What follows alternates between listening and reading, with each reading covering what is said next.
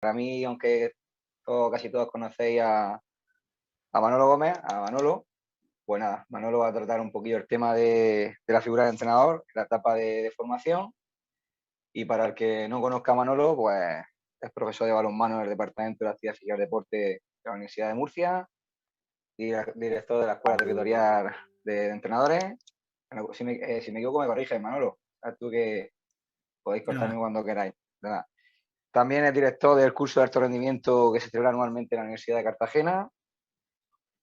Pues yo creo que no me dejo nada más, Manolo. Una cosita más que añadir. Nada, fenomenal. Nada. Pues, Que bueno, que soy un aficionado y un forofo más de nuestro deporte y un apasionado de nuestro deporte, y yo creo que con eso es suficiente. Bueno, yo antes quiero también daros las gracias a vosotros por acordaros de, bueno, pues de nosotros, de los que trabajamos por la formación en la Federación de Balonmano de la Región de Murcia y por darle la entidad, ¿no?, y la importancia que tiene a lo que sería la etapa de formación de nuestros jugadores. Esta tarde nos vamos a olvidar del alto rendimiento y vamos a centrarnos en la base, que yo creo que es uno de los grandes pilares que tiene nuestro deporte y que además se está trabajando muy bien a nivel nacional, porque, bueno, pues prueba de ello son los grandes resultados que estamos teniendo a nivel internacional, ¿no?, con las categorías superiores, ¿no?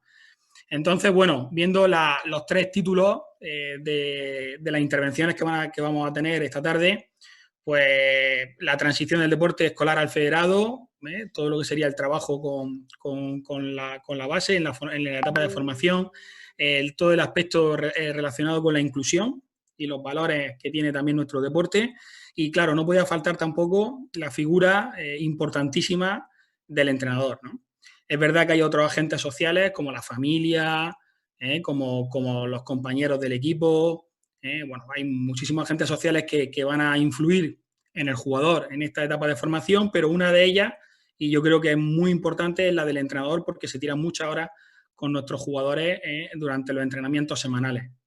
Entonces, bueno, yo no quiero que sea una clase magistral, voy a pasar muy de puntilla por muchas diapositivas. Yo lo único que me encantaría es hacer reflexionar a los entrenadores para que, bueno, luego se abra un debate al final de las tres intervenciones y sea productiva las tres charlas, ¿no?, de la tarde. Bien, quiero poner una frase que me gustó el día del niño, que la vi por internet y que además, bueno, pues pusieron una foto de nuestro deporte y que yo me siento muy identificado con la frase, ¿no? Lo que uno ama en la infancia se queda en el corazón para siempre, de Jean Rousseau. Y esto es verdad como un templo. La adherencia que se crea en el niño durante la etapa de formación va a hacer que luego, bueno, pues le facilite la continuación de la práctica deportiva, en este caso en balonmano, conforme va creciendo, ¿no? Entonces, es muy importante influir de manera positiva en nuestros jugadores desde que se inician, ¿no?, en la práctica deportiva de nuestro deporte. Y para ello, pues me gustaría que todos los que están escuchándonos, bueno, pues se pregunten, que es bueno siempre reflexionar y tener un momentito a lo largo del día para pensar, y en este caso que reflexionen sobre qué tipo de entrenadores son, ¿no? Entonces, bueno, pues todos conocemos diferentes perfiles de entrenadores, hemos tenido diferentes tipos de entrenadores durante nuestra trayectoria, los que hemos jugado. Conocemos compañeros y diferentes perfiles en este caso también de entrenadores, y tenemos que ver, bueno, pues cómo somos nosotros, ¿no? Qué comportamiento y qué conducta, qué es lo que yo quiero favorecer en mis jugadores, qué tipo de objetivos me marco yo realmente con los entrenamientos que yo realizo. Bueno, pues un poquito que pensemos, ¿no?, que pensemos sobre qué es lo que pretendemos, ¿no?, como entrenadores. Y para ello, bueno, pues simplemente comentar que el deporte en sí, la etapa de formación por la que pasa el jugador, está sujeto a una serie de influencias a nivel socializador con los agentes sociales, entre ellos, como hemos comentado anteriormente, el entrenador. que el jugador siempre, como es un acto deportivo, una práctica deportiva, siempre va a intentar demostrar su competencia y su habilidad en el deporte y por eso practica ese deporte, para obtener satisfacción, para divertirse y para sentirse competente, hábil en ese deporte. Y bueno, pues siempre va este entorno social en el cual se desenvuelve este jugador, pues siempre hay que intentar que produzca un bienestar físico y psicológico en este jugador para favorecer la adherencia. Centrándonos en la figura del entrenador, bueno, pues como he comentado anteriormente, uno de los principales agentes sociales, por todo lo que conlleva de influencia para con los jugadores en las diferentes etapas. Además, tenemos otra función que sería el desarrollo del juego, por supuesto. No hay que olvidar que, bueno, que otro de nuestros objetivos o de nuestras funciones es intentar enseñar un deporte. Y, por supuesto, en todo este proceso, bueno, pues hay un aspecto que es importantísimo, que sería el clima de entrenamiento, en este caso el clima motivacional, que va a generar el entrenador tanto dentro como fuera de la pista, cuando tiene contacto con sus jugadores. No me voy a detener, pero simplemente comentar que, bueno, que con respecto a este clima motivacional, bueno, pues la teoría de la motivación nos dice que hay dos grandes climas, ¿no?, que puede favorecer el entrenador. Uno es el clima de maestría y otro es el clima de competición. Simplemente saber que, bueno, que el clima de maestría a lo largo de la literatura pues se ha demostrado que al final es positivo hacia el bienestar de los jugadores. Es positivo también porque aumenta la cohesión y lo que sería bueno, pues la participación del jugador, la adherencia. Además, también aumenta el rendimiento deportivo y, por otro lado, disminuye también el miedo al fallo. En cambio, el otro clima, el clima de competición, que es un clima donde, bueno, pues el nivel de competencia del chico, del jugador, resulta mediante la comparación con el resto de sus compañeros y donde al final el fracaso es, en vez de ser un peldaño o un aspecto positivo, un elemento de aprendizaje, es un aspecto negativo. Bueno, pues al final tiene solamente resultados negativos para con el jugador, como sería, bueno, pues el aburrimiento, el propio aburrimiento, el abandono, un mayor miedo al fallo, al error y una mayor ansiedad. Tampoco me voy a detener, pero que sepáis que todo de lo que estamos comentando en la charla está basada en literatura científica, en la evidencia científica, aunque, bueno, haya muchos aspectos que seguro que os suenan, pero todo ha estado estudiado, son resultados de investigaciones. En este caso, estoy presentando investigaciones de mi grupo de investigación y específicos de nuestro deporte, del balonmano, ¿no? Bien, dentro de este favorecimiento de la adherencia, del compromiso, de la cohesión de equipo, hay un concepto que serían las necesidades psicológicas básicas. ¿Y qué son las necesidades psicológicas básicas? Bueno, pues son, en este caso, 3 grandes necesidades que necesita percibir y necesita satisfacer nuestros jugadores para favorecer su motivación y para sentirse parte de ese equipo, ¿no? Nos estamos refiriendo, en este caso, a la percepción de autonomía. El jugador necesita sentirse autónomo a la hora de participar a nivel deportivo. Necesita sentirse competencia, sería la otra necesidad psicológica básica, la competencia. Y la tercera sería la relación con los demás, ¿vale? Necesita, pues, conocer, necesita relacionarse con el resto de compañeros, en este caso, pues, con el resto del equipo, ¿no?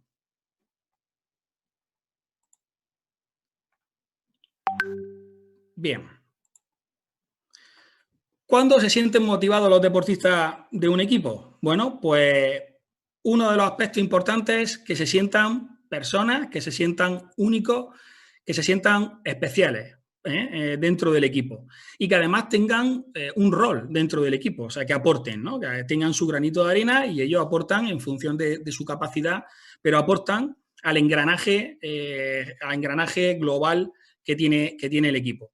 El segundo, bueno, pues que se consideren, que se les trate de manera personal, Y tercero, y esto también es muy importante, que entiendan y que además estén de acuerdo con los objetivos que el entrenador tiene para con el equipo, o sea, con los objetivos que se marcan en el equipo. Vamos a ver 10 estrategias a través de las cuales se puede aumentar la motivación. En este caso, son 10 estrategias que valdrían para cualquier deporte, pero las vamos a aplicar nosotros a nuestro deporte, al balonmano.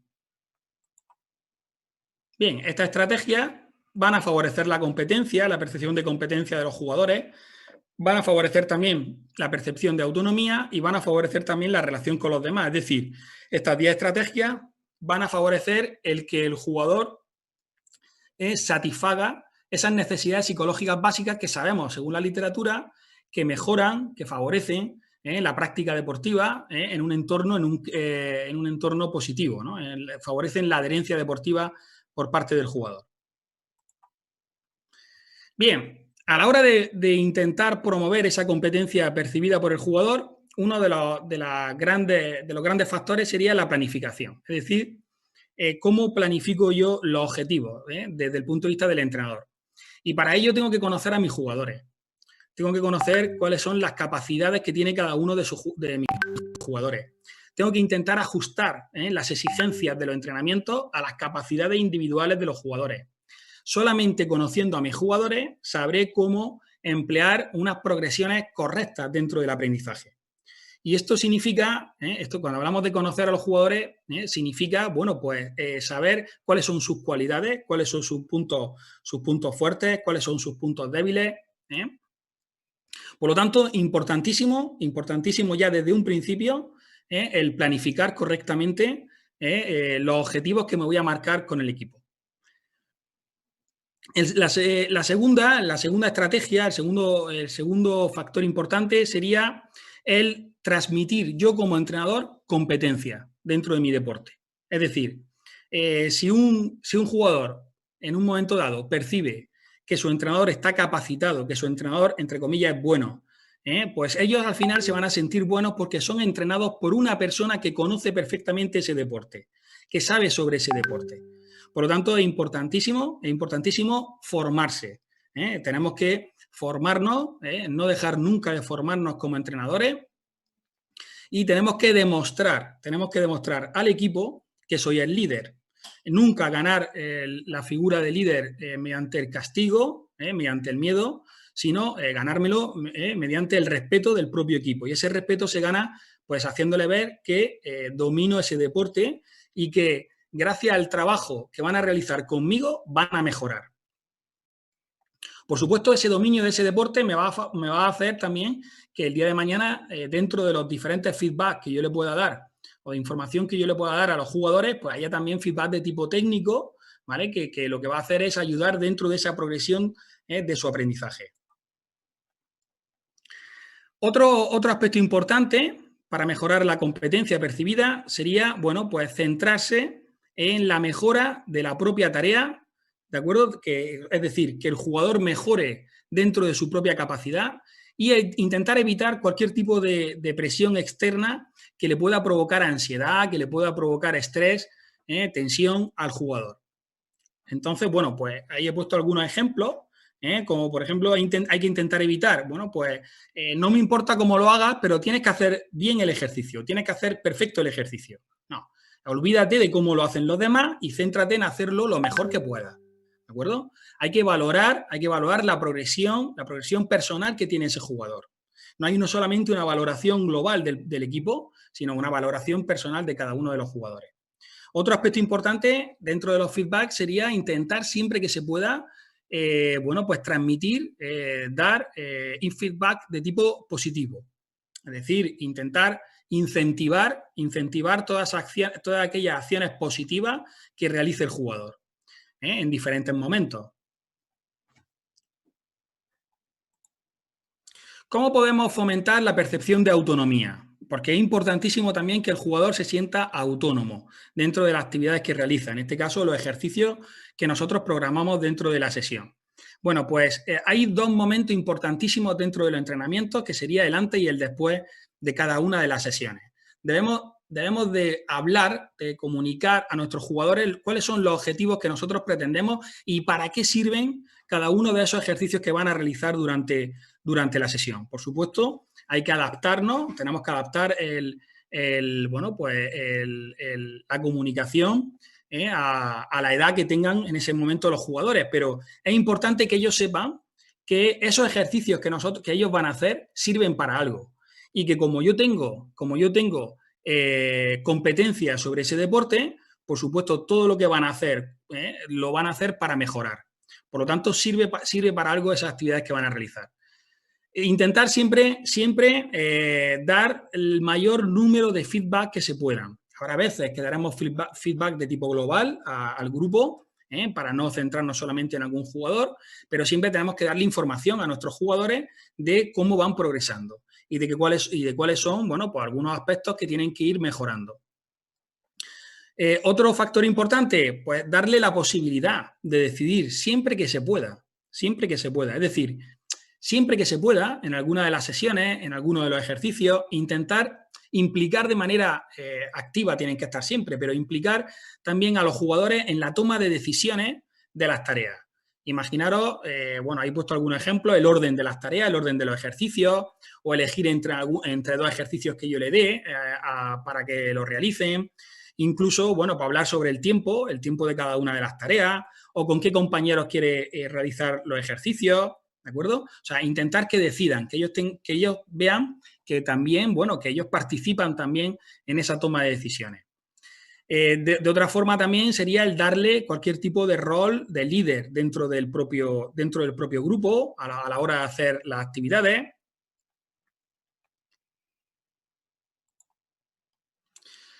La tercera de las necesidades psicológicas básicas dijimos que era la relación con los demás. ¿Cómo podemos fomentar esa relación con los demás? Bueno, pues es una necesidad psicológica básica que es un poco más fácil de favorecer con respecto a la autonomía y a la competencia, pero bueno, hay que también favorecerla. Y bueno, pues siendo afectivo con los propios jugadores, mejorando el canal de comunicación con ellos, preocuparse por los jugadores tanto dentro como fuera de la pista, participar, incluso muchas veces yo como entrenador puedo participar en alguno de los ejercicios. No está bien participar siempre, pero también tampoco está bien no participar nunca. O sea, tenemos que intentar, bueno, pues de vez en cuando el que yo participe como entrenador en algún juego o en algún ejercicio, eso le motiva muchísimo también a los jugadores. Proponer siempre que se puedan también y cumplan los objetivos que nos hemos programado, todo tipo de tareas que sean de tipo cooperativo, es decir, que yo necesite a mis compañeros para conseguir un objetivo en común. Eso también mejora el compromiso deportivo y mejora la cohesión intragrupal dentro del propio equipo. Bueno, la utilización a veces de metodologías donde, por ejemplo, un jugador actúe como entrenador con respecto a otro compañero, es decir, yo estoy enseñando un gesto técnico o estoy enseñando algún tipo de habilidad y, bueno, pues tengo alguno de los jugadores que destaque o que se le dé bien simplemente el ayudar o el enseñar a otro compañero, bueno, pues podemos activar ese tipo de metodología que también es muchas veces positiva. Y aquí tenemos dos momentos claves. Tenemos el momento de entrenamiento, el momento de entrenamiento donde se favorece, por supuesto, la cohesión con respecto a la tarea, y el momento fuera de entrenamiento, que también, bueno, pues también está bien de vez en cuando tener actividades tipo eventos, paseos, comidas, ¿vale? Con el equipo, porque eso también favorece la cohesión social del propio equipo. La cuarta estrategia sería el diseño de ejercicios que se basen en la variedad. Es decir, ¿está bien repetir ejercicios? Por supuesto, aquí nadie está diciendo que no se puedan repetir ejercicios, pero sí es verdad que todos aquellos ejercicios que sean nuevos, le va a crear interés o le va a crear un mayor interés al jugador, en este caso a nuestros jugadores. Por lo tanto, intentar variar los ejercicios que realicemos durante los entrenamientos. Intentamos también que esos ejercicios tengan diferentes opciones para poder finalizarlo, porque de esa forma se adapta a la capacidad personal de cada uno de los jugadores. O sea, cada jugador, en función de su capacidad, podrá finalizar con éxito o podrá conseguir con éxito el objetivo de ese ejercicio. Implicar al jugador de forma activa, como hemos comentado, y, por supuesto, esos ejercicios tienen que tener un nivel que sea realista, que sea realista en función de la capacidad que tenga cada uno de esos jugadores, y por eso como entrenadores pues muchas veces tenemos que plantearnos objetivos a corto plazo. A corto plazo para ver la progresión que están teniendo nuestros jugadores y poder darle información sobre esa progresión y que vean que van mejorando. ¿El por qué a veces es positivo el plantearte objetivos de dificultad moderada? Bueno, porque al final estos objetivos los van a alcanzar todos los jugadores, tarde o temprano, cada uno con su ritmo, en función de su capacidad, pero el conseguir esos objetivos a corto plazo va a hacer que se resalte las progresiones personales de nuestros propios jugadores. Es decir, ellos mismos se van a dar cuenta que ciertas habilidades o ciertos gestos técnicos bueno, pues ciertos contenidos que nosotros le estamos enseñando, pues hace una semana no los dominaban y ahora ya lo están dominando. Fallan menos en los pases, fallan menos en los lanzamientos, mejoran la precisión en algún tipo de lanzamiento que le estamos enseñando. Bueno, y ellos al final se van a dar cuenta de esa progresión personal, aparte de la información que nosotros les vamos a dar. Importante que nunca creemos falsas expectativas en nuestros jugadores. Y, por supuesto, darle oportunidad y tiempo para progresar, es decir, objetivos a medio largo plazo. Cuantos más minutos de pista tengan, mejor. Y eso también tienen que tenerlo en cuenta los jugadores. Y tenemos que intentar influir en que vengan siempre a los entrenamientos y si hay entrenamientos extras, que vengan también a esos entrenamientos extras. ¿De acuerdo? O sea, que cuanto más minutos de pista, mejor para esa progresión. Dentro de esos dos momentos que teníamos y de los que hablábamos, del antes y el después de la sesión, bueno, pues son momentos importantes para explicar cuáles son los objetivos tanto de los ejercicios como de las sesiones. Incluso no está de más que también, dependiendo de la edad que tengan los jugadores, no está de más también el recalcar o el destacar para qué sirve cada uno de los ejercicios durante la sesión. Concienciar a los jugadores que se mejora durante la práctica, lo hemos comentado, a mayor número de minutos de balonmano, bueno, pues mayores posibilidades de mejorar con los ejercicios que nosotros hemos planificado. Intentar siempre que los criterios de valoración que nosotros tengamos, de evaluación de los jugadores, vayan en función del progreso personal y del dominio del dominio de la tarea. Es decir, intentar que haya siempre una evaluación personal de cada uno para que veamos la progresión que han tenido. Eso al final favorece la motivación intrínseca de nuestros jugadores. Muchas veces esa evaluación tendrá que ser privada. Habrá aspectos que tengamos que hablar en concreto personalmente con cada uno de ellos. No tenemos por qué hacerlos públicos. Que sean significativas esa evaluación, es decir, que les sirva para algo, que nosotros le aportemos cómo mejorar, si tiene algún aspecto que mejorar, cómo puede mejorar ese aspecto, que el jugador lo sepa, qué es lo que tiene que hacer para mejorar ese aspecto y, por supuesto, bueno, pues darle información siempre que se pueda. La oportunidad y el tiempo de progreso, como hemos comentado. Y, por último, bueno, pues generar un buen ambiente de práctica, por supuesto. O sea, el generar un buen ambiente de práctica no es negativo. Bueno, pues hace un tiempo he querido poner estas dos fotos. La foto de la izquierda, balonmano playa, siempre ha favorecido el entorno del balonmano playa, ¿no? Ha sido diferente al balonmano pista y una de las características que tiene este deporte, el balonmano playa, aparte del poco contacto físico que hay y bueno, pues cómo se resalza los valores, ¿no?, deportivos que tiene el deporte, aparte de eso es el clima que se crea durante las competiciones de balonmano playa, que bueno, que es un buen ambiente. Y luego quiero poner la foto de la derecha, porque cuando apareció esta foto hubo gente bueno, hubo críticas, tanto, bueno, pues positivas como negativas, y gente que no entendía que a lo mejor, bueno, pues que unos jugadores, que en este caso profesionales, pudieran tener ese clima afectivo dentro del vestuario, en vez de estar súper concentrados. Bueno, pues ahí los tenéis y obtuvieron el rendimiento que obtuvieron, ¿no? O sea, que decir, le pasó igual a la selección femenina también, el tema del clima, o sea, el clima afectivo siempre es importantísimo durante la práctica deportiva. O sea, que no quita, esto no va en contra del rendimiento deportivo. Y bueno, por mi parte, está todo. Yo lo único que he intentado, bueno, son 10 aspectos pedagógicos de pista que se pueden, que a veces no nos damos cuenta en que nuestro comportamiento, nuestra conducta, el tipo de ejercicio que yo he realizado, el cómo manejo ese ejercicio, pues muchas veces no nos damos cuenta de cómo estamos influyendo a veces negativamente en nuestros jugadores, ¿no? Y que muchas veces también, debido a cómo me marco yo el objetivo a corto plazo, pues esos fallos o esos errores que de lo que son al final son un elemento más de aprendizaje, y si nos lo tomáramos así, pues no castigaríamos, no tendríamos conductas negativas para con nuestros jugadores, pues muchas veces nos lo tomamos de manera negativa y estamos influyendo de manera negativa en nuestros jugadores, ¿no? Entonces, bueno, pues que sepamos que influimos muchísimo en nuestros jugadores durante los entrenamientos y durante los partidos también.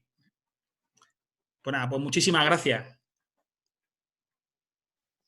Manolo, pues gracias a ti. La verdad que gusto escucharte y no está nunca de más los aspectos básicos, pues recordarlos o tenerlos en cuenta para el que no los aplicaba. Y la verdad, pues fue un gusto irte.